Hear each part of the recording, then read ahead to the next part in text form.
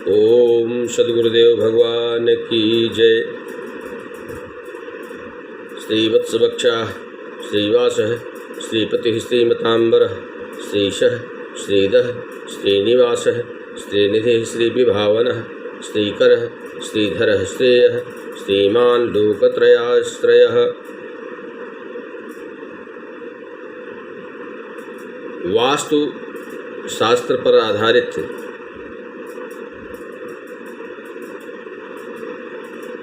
कल के प्रकरण में भूमि का चयन, भूमि का परीक्षण, तो भूमि के आकार प्रकार पर चर्चा की गई थी। आज पुनः भूमि के प्रकार, भूमि की स्थिति पर विचार करेंगे।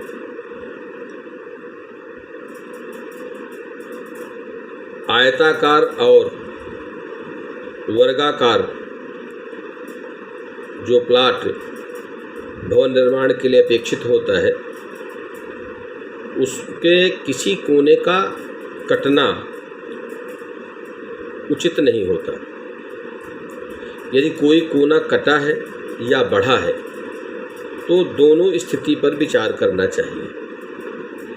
यदि नॉर्थ ईस्ट यानी ईशान कोण का कोना बढ़ा हुआ है तो प्लाट खरीदा जा सकता है, क्योंकि उसमें बौद्धिक विकास होने की संभावना होती है, मानसिक चिंतन अधिक होगा, बुद्धि विलास अधिक होगा।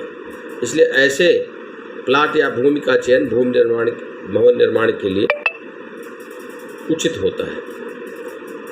किंतु यदि नॉर्थ ईस्ट का कोना कटा हुआ है तो वर्जित है। इसी तरह से साउथ ईस्ट, जिसे हम आग्नेय कोण कहते हैं, यदि उसका कोना बढ़ा हुआ है तो उस प्लाट को वही व्यक्ति खरीदे जो अपने परिवार में कन्याओं की अधिकता चाहता हो। कन्या हमारे संस्कृति और हमारे सृजन की आधारशिला है, और ऐसे स्थिति में वो उभय कुल विवर्धिनी कही गई है, जो दो कुलों का तारण करने वाली और उनको उन्नति के मार्ग पर पहुंचाने वाली होती है। तो ऐसी स्थिति में अगर साउथ ईस्ट का कोना बढ़ा है तो उस कुल में, उस परिवार में कन्याओं का जन्म अधिक होगा, ऐसा शास्त्रकारों ने कहा है। और ये हमने परीक्षण के तौर पर भी पाया है कि ऐसे भवन जिनका साउथ ईस्ट बढ़ा हुआ है वहाँ कन्याओं का जन्म अधिक होता है। पुत्र भी होते हैं लेकिन कन्या ज़्यादा होती है। और इसी तरह से यदि साउथ वेस्ट और नॉर्थ वेस्ट का कोना बढ़ा हो या कटा हो तो ऐसे प्लाट का लेना वर्जित है। ऐसे प्लाट नहीं लेना चाहिए भवन निर्माण के लिए, जो शुभ नहीं होते, जो अपेक्षित परिणामदायी नहीं होते, जो कुछ सुख शांति और समृद्धि के बाधक होते हैं। तो ऐसी स्थिति में ऐसे प्लाट नहीं लेने चाहिए। अब आते हैं कि प्लाट अगर 0 डिग्री का हो तो बहुत अच्छा होता है, लेकिन 0 डिग्री के प्लाट कम ही प्राप्त होते हैं।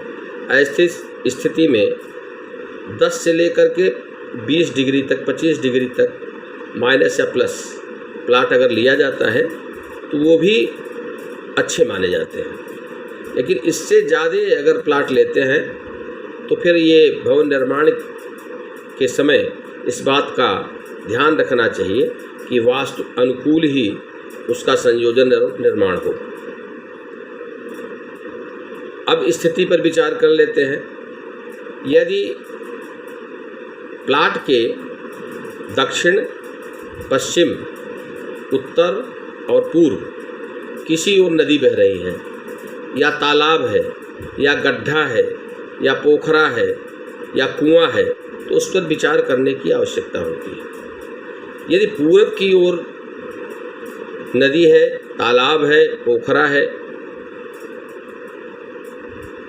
तो ऐसे प्लाट बहुत शुभ माने गए हैं, क्योंकि पूरब वरुण का स्थान होता है और वरुण जल के देवता हैं। इसलिए ऐसे प्लाट को खरीदने से व्यक्ति का सर्वतोमुखी अभ्युदय होता है, विकास होता है। लेकिन यदि उत्तर की ओर हैं तो ऐसे प्लाट भी अपेक्षित परिणामदायी होते हैं, बहुत शुभ माने गए हैं। लेकिन अगर दक्षिण की ओर है तो ऐसे प्लाट अगर नहीं लेंगे तो ज़्यादा अच्छा होगा, क्योंकि यदि ऐसे प्लाट का चयन करते हैं तो आपके लिए अपेक्षित परिणामदायक नहीं होंगे तथा बाधाएं उत्पन्न करेंगे, आदि व्याधि का सामना करना पड़ेगा। इसी तरह से अगर पश्चिम की तरफ ऐसा है तो भी विचार करना चाहिए कि उसकी दूरी कितना है, कहाँ स्थित है, क्या उस नदी या पोखर या तालाब के बीच में और कोई चीज़ आती है कि नहीं आती है। इस तरह से उस पर विचार करना चाहिए। और ये भी प्लाट अगर नहीं लेते हैं तो उचित होगा, किंतु यदि लेते हैं तो उसका निर्माण और शोधन और उपाय अवश्य करना चाहिए। अब अगले प्रकरण में, अगले एपिसोड में, अगले परिप्रेक्ष्य में हम जल के ऊपर विचार करेंगे कि प्लाट में जल का स्रोत कहाँ होना चाहिए, क्या पूरब में होना चाहिए, क्या पश्चिम में होना चाहिए, और किस स्थिति में होने पर क्या परिणाम देता है, और उसका पानी का बहाव, घर के निकासी के पानी के बहाव किस स्थिति में होना चाहिए, कहाँ होना चाहिए। अगर पूरब की ओर निकलता है तो उसका क्या परिणाम होता है, या दक्षिण की ओर निकलता है तो उसका क्या परिणाम होता है। और ऐसे अगले प्रकरण में इस पर विचार करेंगे, जिसको सुनने के लिए आप हमारे इस चैनल को सब्सक्राइब करें, लाइक करें, कमेंट करें, अपना प्रश्न पूछें।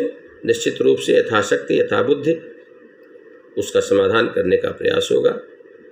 जय सद्गुरुदेव भगवान की जय।